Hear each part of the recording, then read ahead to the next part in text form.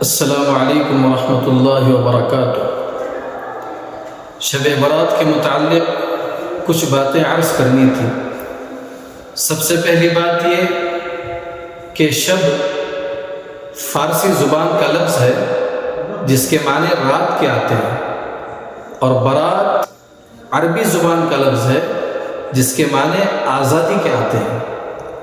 اس رات کو شب برات اس لیے کہا جاتا ہے کہ اللہ رب العزت والجلال بنو کلب کی بکریوں کے بالوں کے مانند اللہ تعالی لوگوں کو جہنم سے آزادی دیتے ہیں۔ تو دوسری بات یہ کہ اس رات میں ہمیں کیا کرنا ہے۔ احادیث مبارکہ میں اس رات کی بہت ساری فضیلتیں آئی ہیں۔ حضرت علی رضی اللہ تعالیٰ عنہ کی ایک روایت ہے کہ مسلمانوں کو چاہیے کہ رات کو قیام کرے اور دن کا روزہ رکھے۔ قیام کا مطلب یہ نہیں کہ ہم باتیں کر رہے ہیں، فضول کام کر رہے ہیں، یہ نہیں ہے۔ اگر کوئی شخص دوسرے دن روزہ نہیں رکھ رہا ہے تو ہم اس کو طعنہ نہ دیں، اس کو برا بھلا نہ کہیں، اور اس سے یہ نہیں کہیں کہ تو نے روزہ نہیں رکھا، تو نے غلط کیا اور تیرے نامہ اعمال میں گناہ لکھا جائے گا، ایسا بھی مت کہیں۔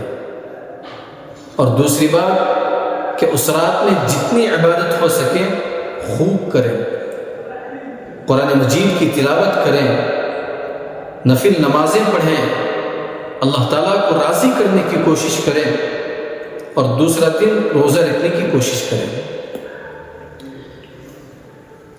اور تیسری بات یہ کہ جہاں پر اس مبارک رات کی فضیلتیں آئی ہیں، وہیں پر کچھ بد نصیب لوگ ہیں کہ جن کی اللہ تبارک و تعالیٰ اس رات میں بھی مغفرت نہیں فرماتے۔ سب سے پہلا وہ شخص جو مشرک ہے، یعنی اللہ تبارک و تعالیٰ کی ذات میں کسی اور کو شریک کرتا ہو، اللہ تبارک و تعالیٰ کے علاوہ کسی اور کی عبادت کرتا ہو، اللہ تبارک و تعالیٰ کی عبادت کے بجائے پتھروں کی عبادت کرتا ہو، تو اللہ تبارک و تعالیٰ اس کو بھی معاف نہیں فرماتے۔ البتہ اگر توبہ کیا تو اللہ تبارک و تعالیٰ تو غفور الرحیم ہے، وہ تو 70 ماؤں سے زیادہ محبت کرنے والے ہیں، تو پھر معاف فرما سکتے ہیں۔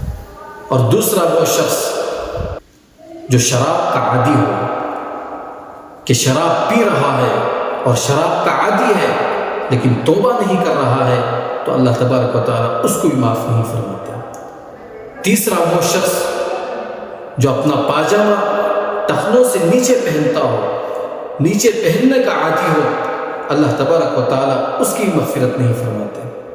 چوتھا وہ شخص جو اپنے دل میں بغض رکھتا ہو، دوسروں سے حسد کرنے والا ہو، اللہ تبارک و تعالیٰ اس کی بھی مغفرت نہیں فرماتے۔ پانچواں وہ شخص جو کسی کو ناجائز قتل کیا ہو، اللہ تبارک و تعالیٰ اس کی بھی مغفرت نہیں فرماتے۔ چھٹا وہ شخص جو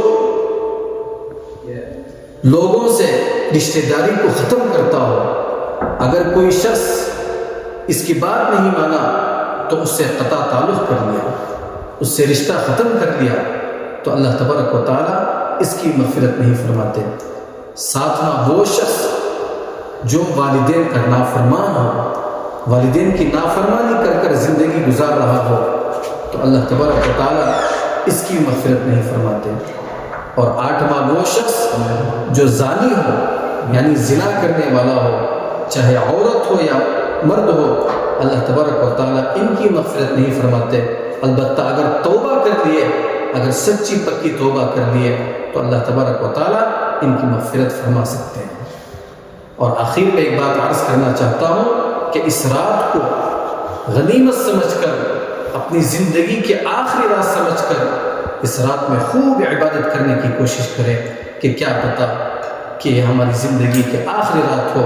گزشتہ سال جو ہمارے درمیان موجود تھے وہ اس رات میں نہیں ہے، وہ بھی یہ سوچ کر اس رات کو گزارے تھے کہ ابھی بہت سال موجود ہیں، ابھی بہت زندگی پڑی ہے، ابھی بہت ساری راتیں ہمارے درمیان میں آئیں گی، ہم اس رات میں عبادت کریں گے، لیکن اللہ تبارک و تعالیٰ کو وہ پیارے ہو گئے کہ آپ نے قرآن کی وہ آیت نہیں سنی، ان اللہ عنده علم الساعة وينزل الغیث ويعلم ما في الارحام وما تدری نفس ماذا تکسب غدا وما تدری نفس بأي ارض تموت، کہ اللہ تبارک و تعالیٰ کے علاوہ کسی کے علم میں یہ نہیں ہے کہ ہمیں موت کب آئے گی، کہ ہر شخص کو موت کا مزہ چکھنا ہے، کل نفس ذائقۃ الموت، کہ ہر شخص کو موت کا مزہ چکھنا ہے۔